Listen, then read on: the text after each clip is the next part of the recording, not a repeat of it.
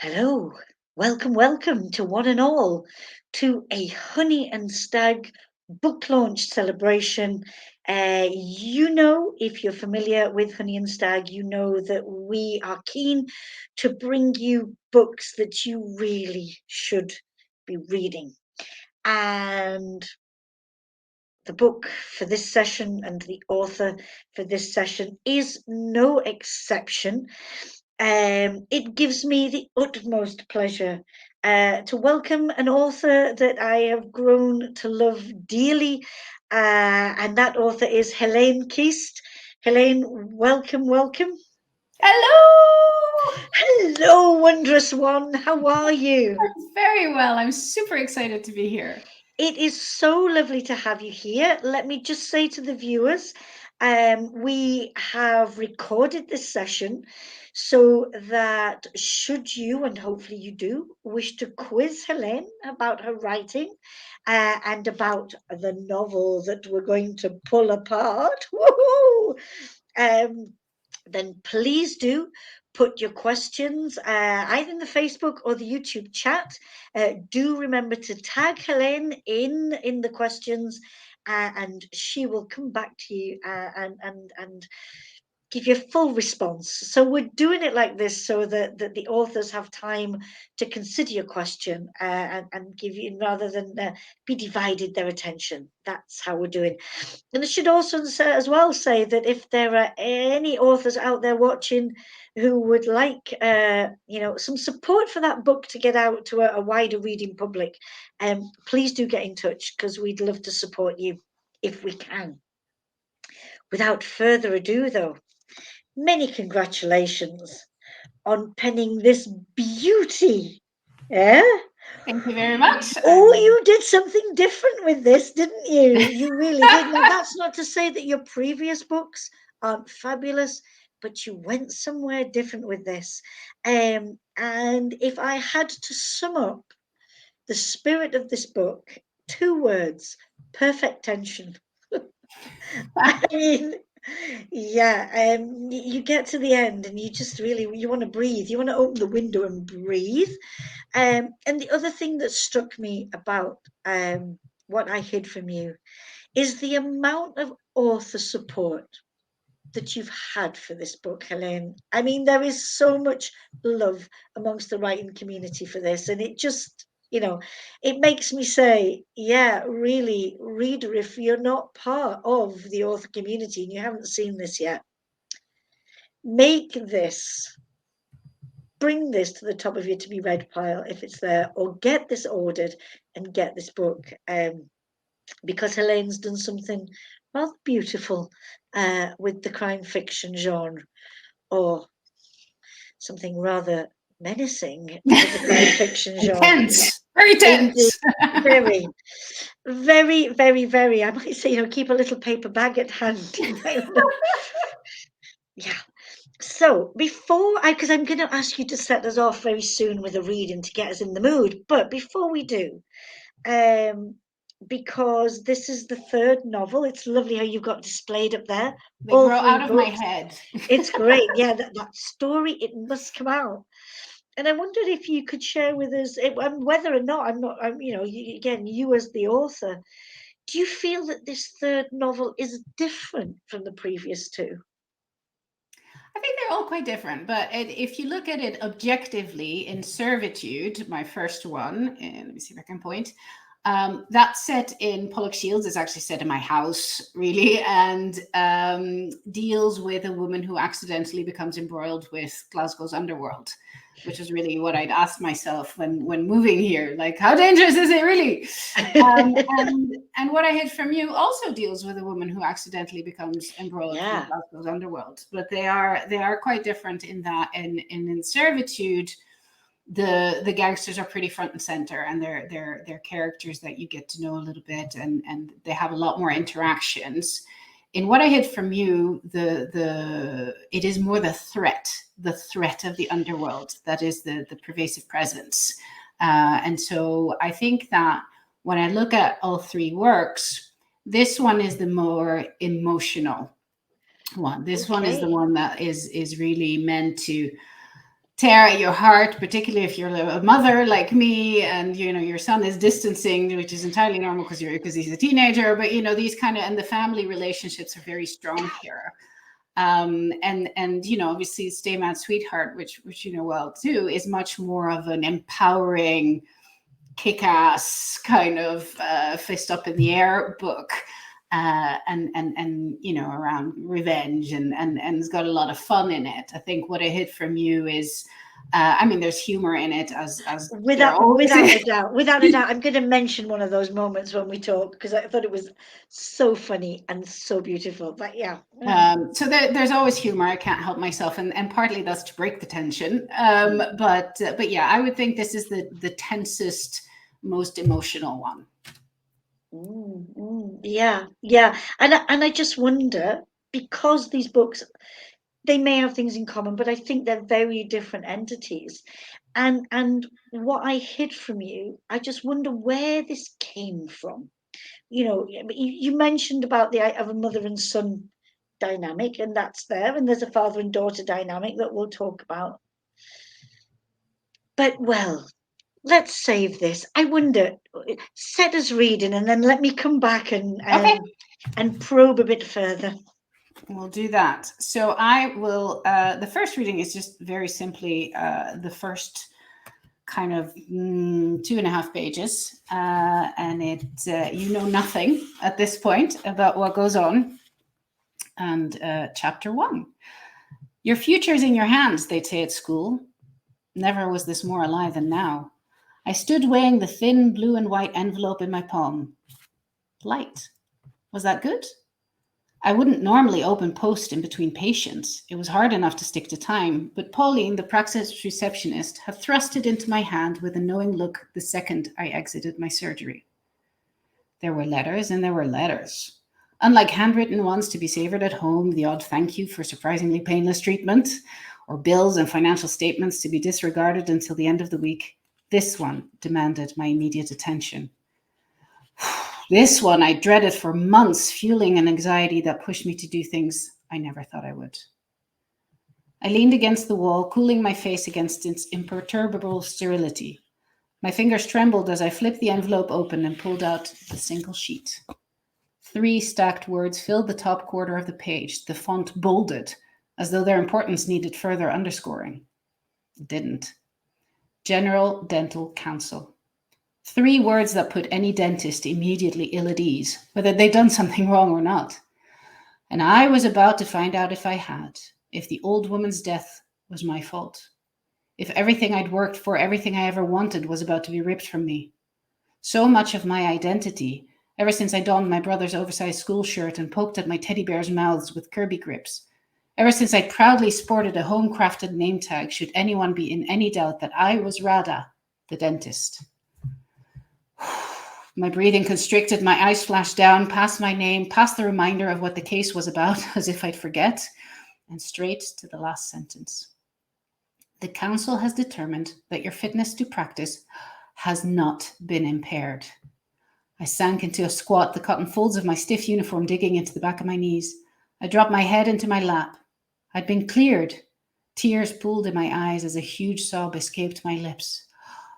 It was over. A soft cough made me look up. Pauline pointed at her watch and winced. Radha, I'm sorry, but are you all right? I nodded, sniffed, and heaved myself up. I'm fine. I'll be right there. As I strode back to my surgery, my husband Arjun stepped out of his. Whoa, be careful, babe, he said, grabbing me by the elbow to prevent a collision. He flashed his perfect teeth that attracted people from far and wide to get their cosmetic work done at our practice. A smile that made me fall for him all those years ago at uni. He frowned. What's wrong? Nothing wrong. I shook my head and smiled the opposite of wrong, the GDC. I waved the letter in front of his eyes. It wasn't my fault. Oh, Radha, that's fantastic. You see, I told you it would all be okay. He held my face and rubbed away remnant tears with his thumbs. His warm touch soothed my nerves like a soft blanket. Never a doubt in my mind, he said. A strand of hair escaped my plait. He curled it over his finger before gently tucking it back behind my ear. Trust you to think it could ever be your fault the woman had an episode, you big worrywart. He stroked my back, then sent me on my way with a pat on the bum. Better hurry. We don't want to lose any patients. I stiffened. A chill ran over me. He grimaced. Sorry. Poor choice of words. It's okay, I heard myself say, but it wasn't. I wasn't. Even though I'd been found not guilty, I knew that throughout this whole ordeal, my innocence had been lost. I hadn't been able to save the woman, my first patient to die, and with my frantic search for peace, free from her, ubiquitous her, free from the council's intimidation, free from the distressing memories her death resurfaced, I was failing to save myself. Thank you so much. Do you know, with that introduction, we are plunged into the story. We meet the main character, and I just think from that initial moment of what is going to happen to Radha, what lies ahead. Now, I have to say, I am one of those people for whom the dentist, yeah, you know, I mean, they put trigger warnings on certain books about all sorts of things. And for me, it was like, I am going to do this because Heleen's written this and it's going to be great. And of course it is. And I overcame the fear of entering the dentist surgery. But tell us about Radha, Radha Bakshi. Yeah. And your choice to write a story set at a dentist. Because I mean, we don't get many of these, do we? You know? Well, Will Dean's got one, I think. But there's a couple of things. I have a lot of dentists around me. So my sister-in-law is a dentist. I have friends who have dentists, and we, for a time, had pre-pandemic, had a mom posse that would have breakfast once in a while. Moms from school, and about 2/3 of those were dentists. So I actually heard a lot of complaints, you know, about their existence in their lives, but also a lot of gossip about misbehaving dentists. And I thought that was fascinating. So the GDC website, if you want to look up, it's got all the sort of, you know, professional tribunal cases that are going on, and it's you know, it's true of doctors as it is of dentists. But I think what I had also picked up is that, you know, dentists, and it's not backed up by actual data, but they say it is the profession with the highest suicide rate.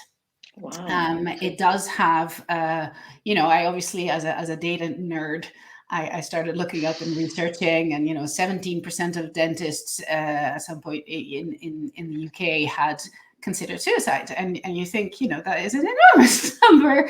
And certainly twice as many are under severe stress than the general population. So it is actually, you know, this whole dichotomy of people are afraid of the dentist, but the dentists are really struggling, was something that I thought was interesting. Obviously, I probably not help myself with marketing, you know, but by putting a dentist because of what you say, the thing. But I have limited the amount of actual dental work that happens in the book. Yeah. It's not gory, and you know, she doesn't stick anything down anybody's throats to be afraid of. But she is, and what was interesting to me is, you know, she came to me pretty fully formed. Partly, you know, again, I wanted something in this neighborhood. I live in a very multicultural neighborhood. The school my children go to has a lot of different ethnicities, and so I'm surrounded by British Asians, and I wanted to, you know, she came to me that way. She came to me as a British Asian dentist, and she is pretty happily married. She has one son only, which is part of the storyline, of course, and she you know, her parents had the dental practice before her, and her father has a pretty big role in this story. And then the aunties who form part of her extended family as well. So but to me, the fact that she's British Asian was almost irrelevant. You know, it helped with some of the pressure, I think, and you know, I have observed, and this was written just before the Black Lives Matter movement really exploded. I had observed everyday little bits of racism, you know, in the school environment, and I did think, oh, wouldn't it be nice if I could sort of showcase some of that as well? But really, this is about a woman in her 40s with a teenage child who's juggling, who is a sandwich generation woman. You know, she's juggling parental care, she's juggling a child, she's juggling work, and trying, as so many of us do, to be perfect in Yeah, all of this. yeah, yeah. I thought that was, the other side of what happens and what she gets into aside. It was something that I found so strong and so important. That idea of I'm trying to be all these things, Yeah. and I want to be all these things, to the best I can be. And yet, having suffered, from that traumatic moment with the patient who sadly, expires in the dental chair, she is left with that, and I was thinking, okay, can she not have some help for this? But of course, as she says, if I go and explain what's happened, they maybe take away my fitness to practice. Yeah. And so all that I've wanted to be since I was a little girl, then that will be taken away from me. And it's like you really feel this woman's journey. Yeah. Yeah, And and you you, slowly uncover some of the other, slightly traumatic or more traumatic things that have happened to her as well, which obviously are brought back through these flashbacks that she has, and the stress and anxiety. But for me, this is, this book is a warning to women. I make it sound very important, but it's a work of fiction. It's a great story. But if there is a moral, it is ask for help. Stop trying yes, to do it all. yeah, And a lot of that has come from my own experience. And obviously, being a working mom and all of that. And then I feel I should be doing this in the house, and so I'll be focused on, I need to make soup for my husband because he really likes soup. And then if the day that I say, actually, I really can't cook with this week, he'd be like, okay, I don't care, I can do without my soup. But it's me wanting to do everything to be yes, perfect, yeah, and and even though it's again, not necessary. yeah. To what extent are those pressures external or internal? Yeah. And Yeah, I see it in my friends, and I've helped friends, helped coach friends through this, where you go, well, what's going to happen if you don't do that? Nothing. It doesn't nothing, matter. nothing. But those fears for Radha are immense, and sadly, in order for her to cope, she probably doesn't take the best course of action. Um, and you mentioned at the start, sadly, she ends up having contact with, the unsavory side of Glasgow life. But what I thought that did as well, which I thought was really interesting, is that you provided us with a different face to drug abuse. Because I think for most of us, if we think of drug users, it's not a professional person with a good job and a lovely family. Sadly, that Yeah. we have those stereotypes, and you provided us with a very different look to that notion of an abuser, and Yeah. why that abuse. Yeah. And I think from that point of view, it's topical in that, again, there is a fairly pervasive substance abuse issue among healthcare workers. It's primarily alcohol, but there is also drug taking. And, it exists in the UK. And obviously, we've seen things like the opioid crisis in In the America States, yeah, hit the yeah, healthcare workers tremendously. If anybody's watched Dope Sick, it's the doctors that are at it as well. And everybody just falls into it. And so, I did think, in the same way that Stay Mad Sweetheart was topical around, the Me Too movement and sort of the harassment and discrimination in the grey areas thereof. Here, this is topical in the sense that, there is this pervasive and insidious substance abuse as a coping mechanism for professions that are really under a lot of pressure. yeah, yeah. But I And thankfully do not do, but I have lots of friends that do the work, not the drugs. yeah, yeah. I was going to say, yes. To what extent? No, of course not. But I really appreciate the way you highlight that situation that many, find themselves in, of needing maybe to take recourse, whether it's in, an extra few glasses of wine a night, or just to be able to keep going. And sadly, Radha finds herself in a very sticky situation with not asking for the help. However, there's this aspect, and you mentioned it before, that I found so endearing, uh, and it's being a mother, and that moment where she looks back and that, like, my little boy isn't my little boy anymore. Yeah.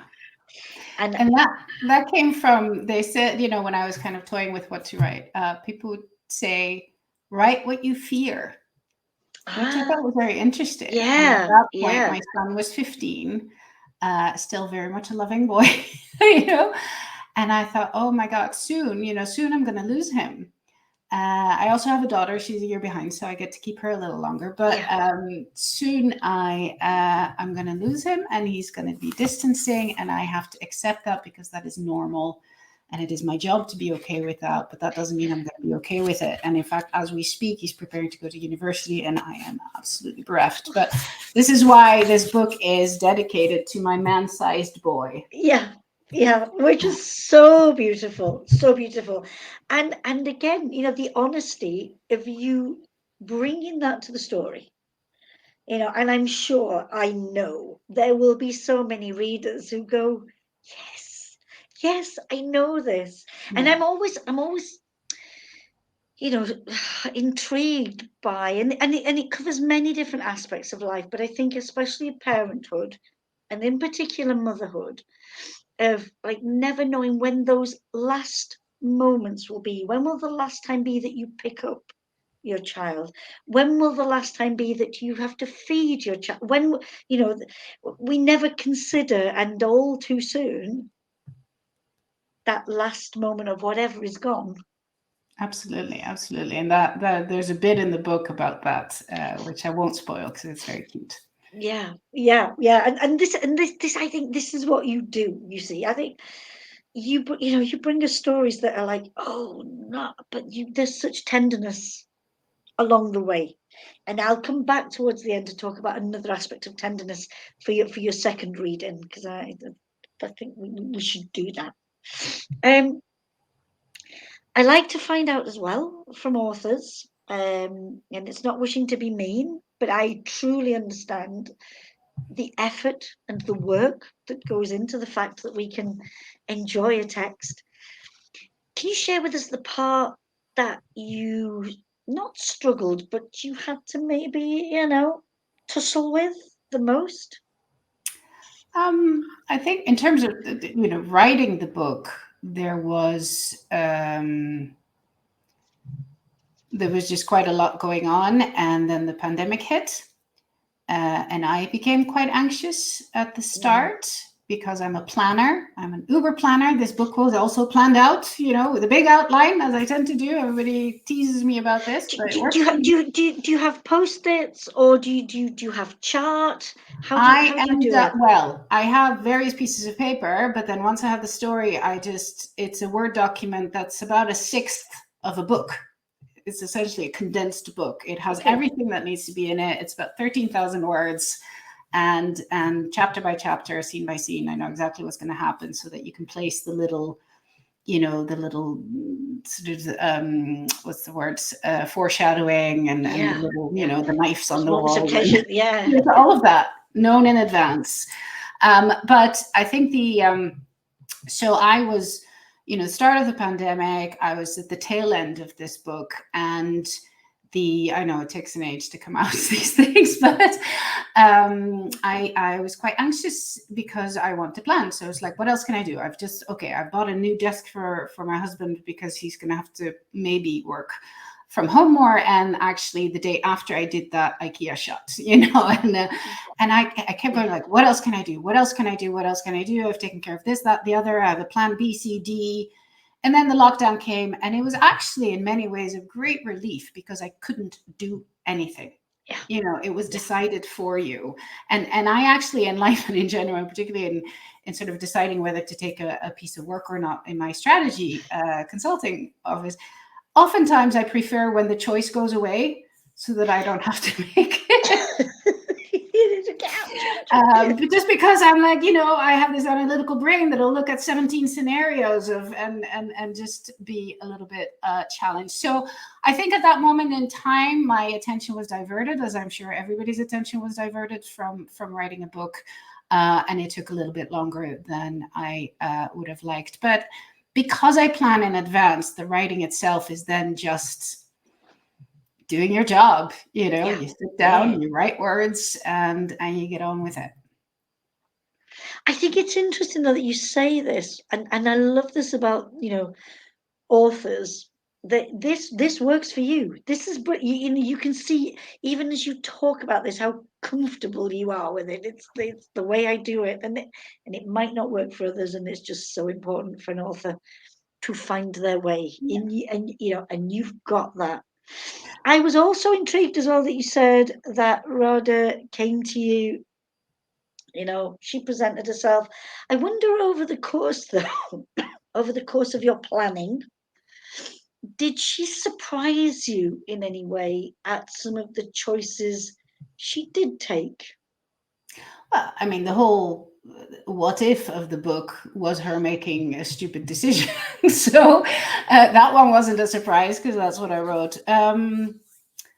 No, what did have to happen is that I obviously had to delve much deeper into who she was and why she would be in that vulnerable position, you know, because it's very easy to read about a character and go, well, that was a stupid decision. You know, why would you do that? No sane person would do that. And the challenge here was to throw, in a sense, so much at her, both present and past, that you could see why it just became too much. And you could see why, you know, the day the day her patient died, somebody slipped her a Valium and all of a sudden, oh, quite like this, you know, This helped.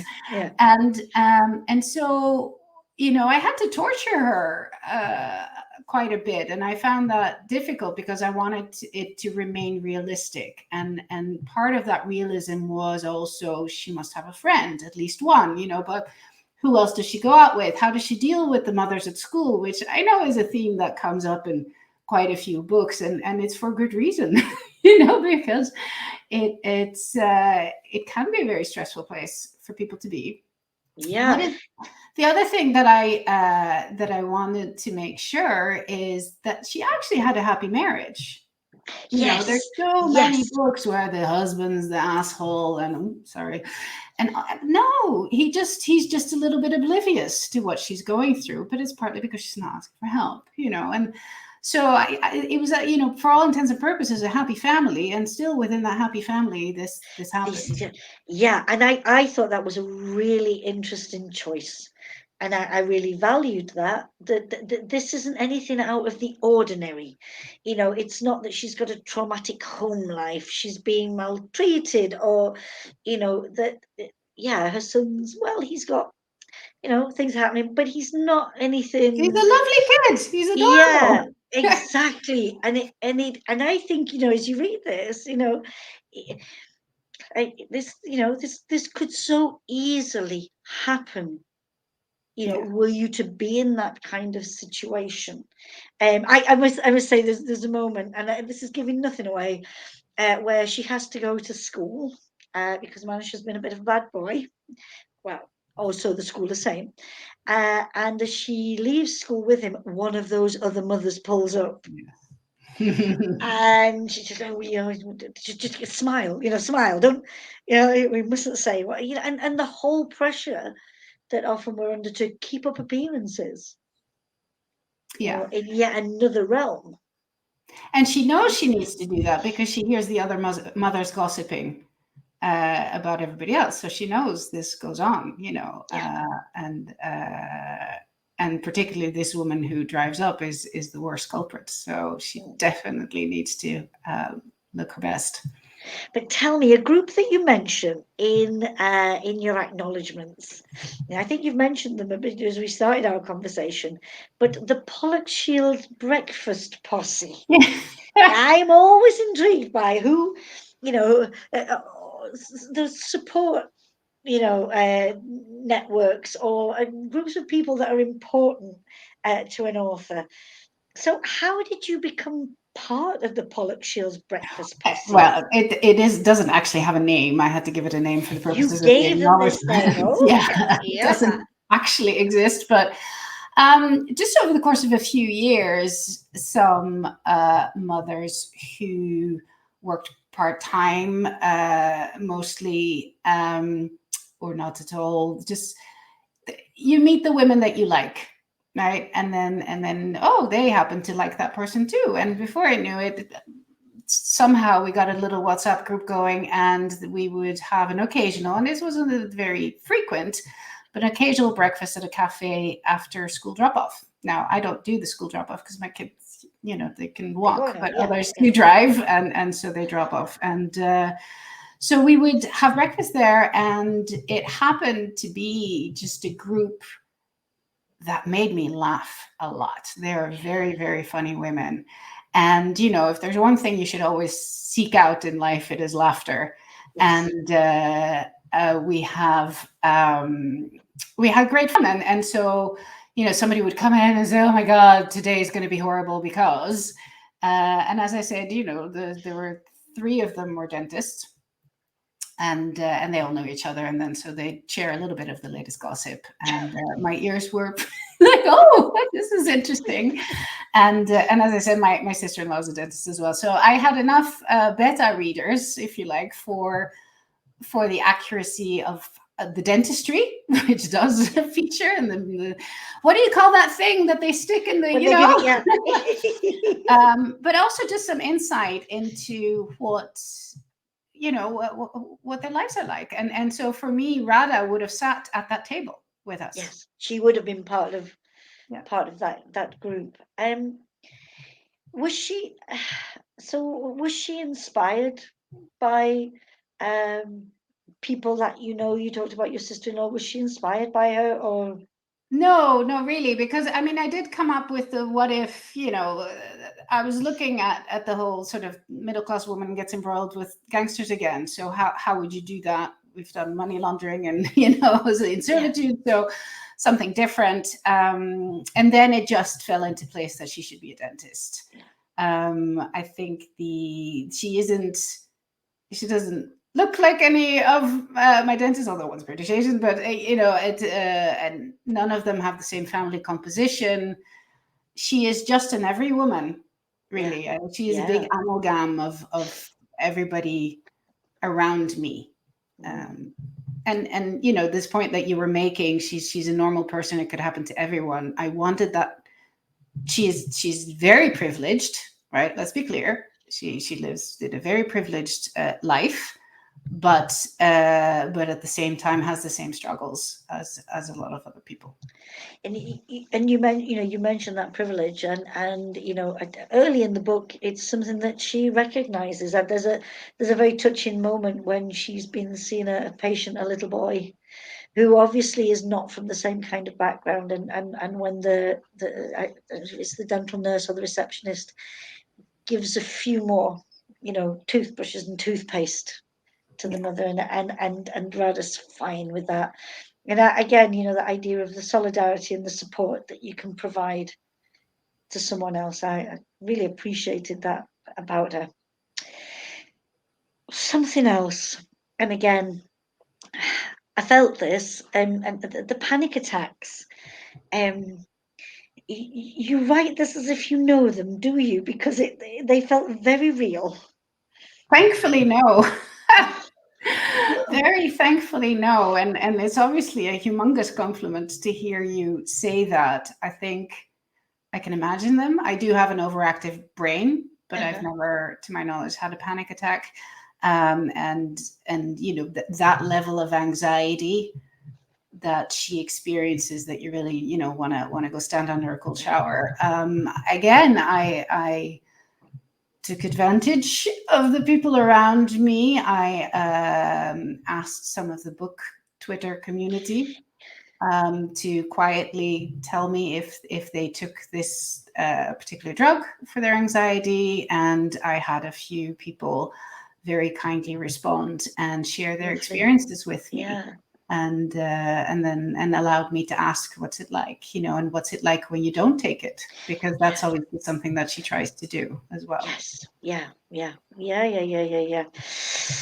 Now, the family dynamic, and we have to talk about her dad, because I think this is it's so beautiful. Again, you know, the men that you've put in this novel are men that are lovely to read. I mean, and family is not without its tensions and things, but he is wonderful. And there's a fabulous moment at the beginning that I loved, of where he's trying to put together two brown socks, and he's got five of them, and they are five different shades of brown.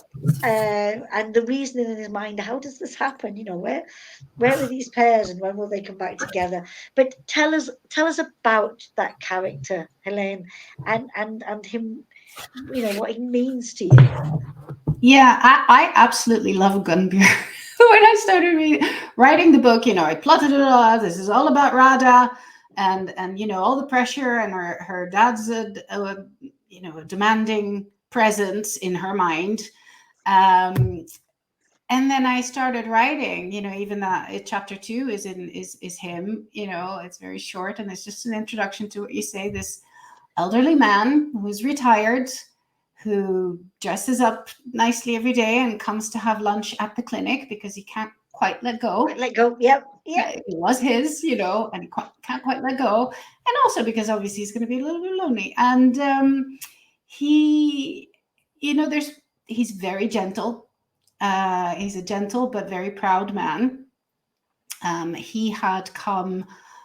He was born in Uganda and came in the 70s when, with his parents, when Idi Amin sent them all packing, which was obviously a big change and traumatic. And part of the reason for that is that I put that in there is it's a very interesting part of history, first of all. Yeah. There are a lot of African Indian people in Scotland also still. And I think it just showed this need for permanence and relationship. He loses part of his family in that, and that is a big driver of his behavior.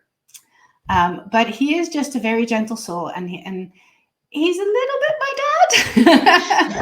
Yeah. The whole kind of gets dressed in a suit every day, and will quietly mumble to himself and do things, and not ask too many questions of the children because he doesn't want to put pressure on, but at the same time would quite like to know. And when I describe this book, I talk about how it's about obviously the insidious substance abuse among healthcare professionals, but also the changing dynamics as children grow up. And that whole way that Radha needs to deal with how her son, who is a teenager, grows up, her father needs to deal with the fact that she is a grown woman also. Yeah. And also and the care that he is beginning to need as well. Yeah. With his diabetes and things, and how and again, a change in a parent-child dynamic. But that protectiveness never goes away, and that's yeah. And there's again where Manish has got himself into a little bit bother at school, but he can't not do his homework. And I loved how the history homework was him to say, to his granddad, tell me your life story, tell me about that. And so again, the recovery of stories that might have been lost, and those other voices that we need to hear. And I really appreciated that in this book. You created this family of that ethnic origin, and I really loved that, because it was hearing different stories. Yeah, and I think when then as I had almost completed this book, the Black Lives Matter movement became a lot more vocal, and I was delighted to see that, and I am fully supportive of this, of course. you then started getting people saying white people shouldn't be writing about people of color, and I nearly put it down. I was very concerned that I was doing something wrong. Yeah. It took me a while. So, part of the delay was also, it took me a while to just have the courage to do it. And it isn't, for me, kind of as I said before, she is in every woman. She just happened to be British Asian because she was in this neighborhood, and where there are a lot, and because in the dental profession there are a lot of British Asians, and in my school there are a lot of British Asians, and I did feel that with the aunties, which was a suggestion by an Indian friend of mine, actually. Yes. She said, what really gets pressure? It's the aunties, the people who are your parents' friends who watch over you, and she feels that pressure a lot. So that served the plot in a sense. But this book isn't about race. It just happens to be a British Asian woman, and I felt it would be a disservice, actually, to then not do that. I want diversity in my books. I had Suki in Stay Mad Sweetheart, who was just the most fun person of Thai descent, but she was a secondary character. And I felt it doesn't feel right to always put the diversity character as the secondary character. Exactly. And if somebody wants to attack me, that's fine.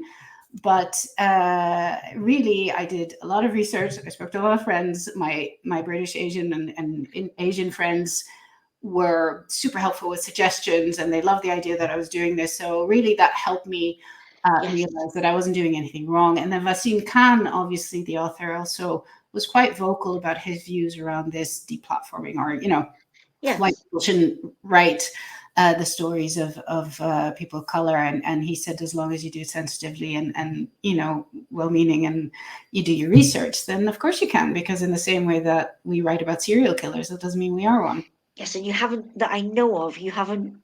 Or maybe yeah. And I really love what you say. That at the heart, it's the research and the respect, and then to tell the story that wants to be told. I think it's good. I just love the fact, to pick up a book and say, yeah, why not? Why not? Now, I'm going to ask if we may have your second reading. Is that okay? That is okay. It's very short, and it is Gunbir. It's chapter 2. So obviously I left you partway through chapter 1, but then we'll just jump through chapter 2, and that gives you a little bit of have I just done something? I love this man. So chapter 2, Gunbir. The ochre velvet curtain hung half drawn across the bedroom window, obscuring the already limited winter sun. Gunbir rummaged through his wardrobe to find matching socks. The 5 he held in his hand were all the same length, but different shades of brown. Gunbir hadn't bought his own socks in decades, and wondered whether they'd begun as distinct pairs, or whether they'd suffered such varied hardships, such widely diverging cycles of wash and wear, that their vibrancy had faded unevenly.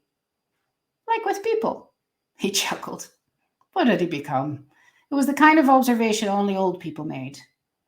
Either way, he deemed the hues compatible enough and picked 2 socks at random, throwing a third with a noticeable hole into the corner of the room, where it landed on a multicolored mound of fabric. This morning's porridge rolled like a stone in his stomach as he sat on the bed.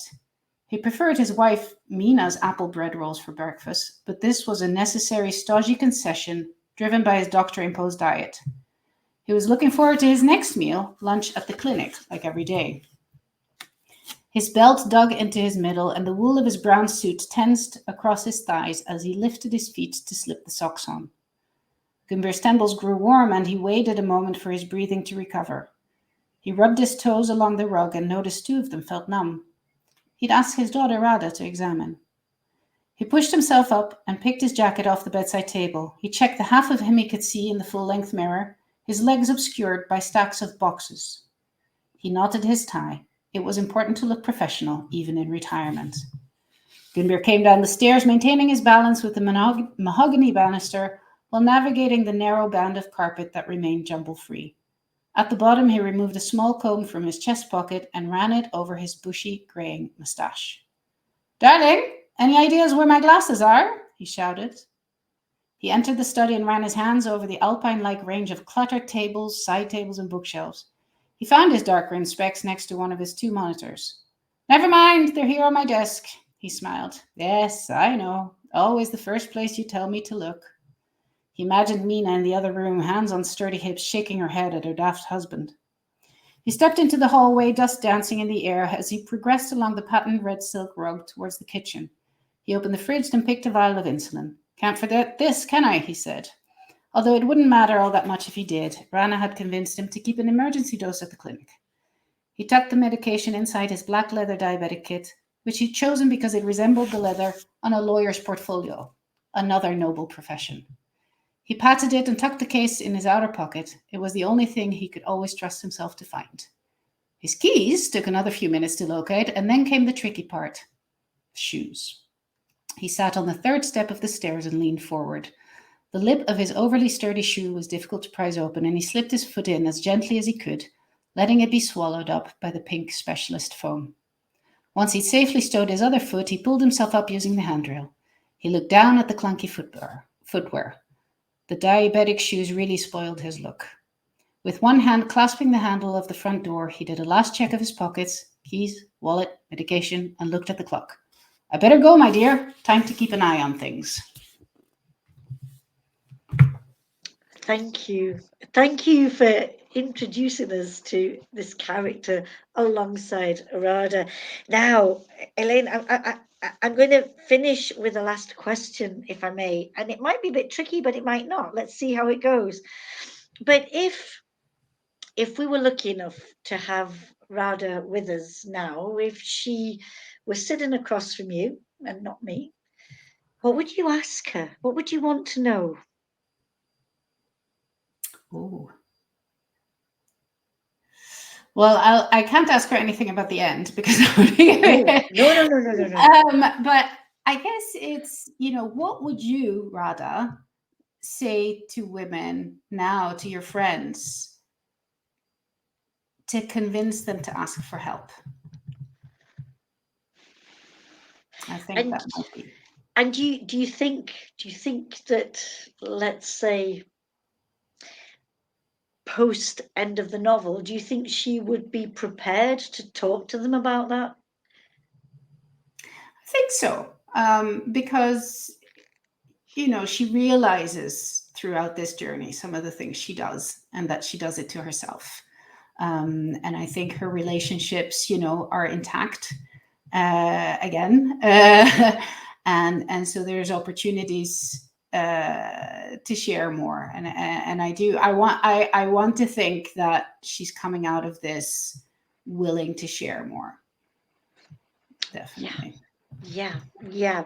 So, good viewers and listeners, what I hid from you, let's just say that Heleen Kist is hiding nothing of her writing talent with this book, and thoroughly Honey and Stag would most definitely recommend you get yourself a copy of this, however you enjoy your novels. And I'm sure that by the time you finish and you've been on this journey with Radha and maybe her not so good choices all the way, but you will have a literary character that will stay with you long after the book is finished. Heleen, we wish you all the best with this. Yeah. Thank you for your storytelling. Yeah. And hope to be speaking to you soon in real life. That would be lovely. Thank you so much for taking the time and being part of my launch. It's very exciting. I'm very proud of the book, and some of the reviews have been trickling in and are very good. And as you say, I've had a tremendous amount of support and praise from my peers and people I admire enormously, writers I admire enormously, and that's just amazing. Yeah. Well, if they like it, I'm sure we, the readers, will absolutely thrill to it. Thank you so much, Heleen, and see you soon. Take care. Thank you. Thank you. Bye. Whew.